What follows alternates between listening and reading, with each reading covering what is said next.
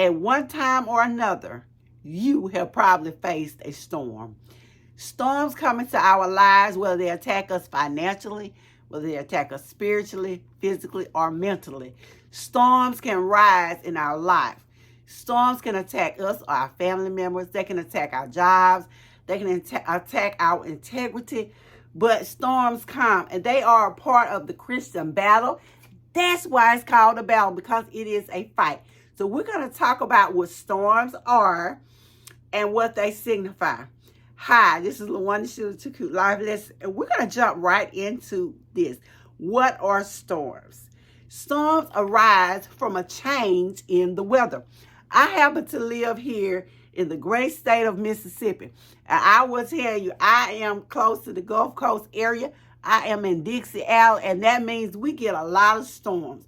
When springtime comes or fall comes, we have that warm air and that cool air meeting. And so we have to get prepared for storms. Storms may come at any minute.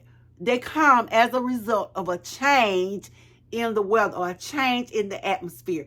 And so when we think about storms in our very lives, we think about a change in the atmosphere. Something is about to change. There is a change. As we become Christians, or we become more mature as Christians, then we are changing. We are becoming more like Christ. And as we become more like Christ, we face a greater level of attack. And as we face this level of attack, we know it is all because there has been a change or shift in the atmosphere. There's been a change in the spirit realm. We are becoming more powerful. We are becoming more of a threat to the enemy. And so they send storms. The enemy will send storms into your life. Sometimes God will allow Satan or the enemy to send a storm. And that may sound strange. You may say, God loves me. He's my father. Why? Why would he allow me to go through the storm?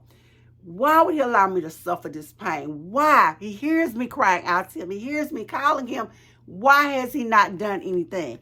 God may do that sometimes or allow that to happen to you because sometimes you have been led off by your own temptation, by your own distraction, and God needs a way to bring you back home.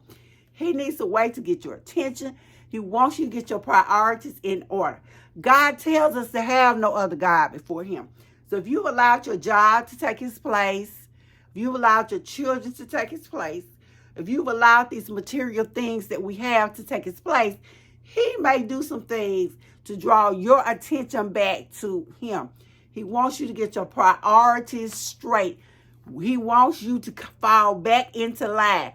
He wants you to lean not to your own understanding, but in all your ways to acknowledge him. We know storms are uncomfortable. They don't feel good.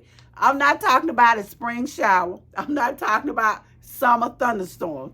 I'm talking about a true storm. When we're facing those hurricanes, those tornadoes, we are facing those storms that shake us and rattle us up. They can become painful. They are extremely uncomfortable. And so God allows us to face them because of what I said, which was because he wants us to get our priorities straight, because he wants us to lean on him, because he wants us to know that there has been a shift in the atmosphere. Trust me, they're going to get your attention like a storm in your life. If you are not careful, a storm can drown you. Yes, we can get drowned by storms. We can get sucked under. We can get swept up. We can get drawn away because of storms.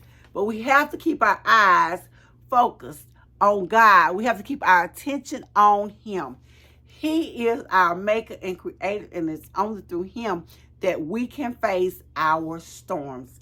So when we go through our storms, whether they last a day or whether they last a month or a year or several years, we have to stay focused on God. Joseph was mistreated. Joseph was sold as a slave into Egypt. He went into prison. His storm did not last for a day. His storm lasted for several years. And yet and still he held on to God. He was faithful. We look at King David. He faced storms. The storm of Saul in his life. The storm of losing his child. The storm of his sons turning against him. But he stayed faithful to God. And he assured himself a place in history and in the lineage of Jesus Christ. So let us remember that today as we go through the storms in our life, that we know what storms are. And let us remember that God did not give us a spirit of fear, but a spirit of power and of love and of a sound mind, so that we can face tomorrow. We can face the storm with a confidence that God has not left us, because he promised never to leave us nor forsake us. And so remember, he is always with you. And I'll see you guys.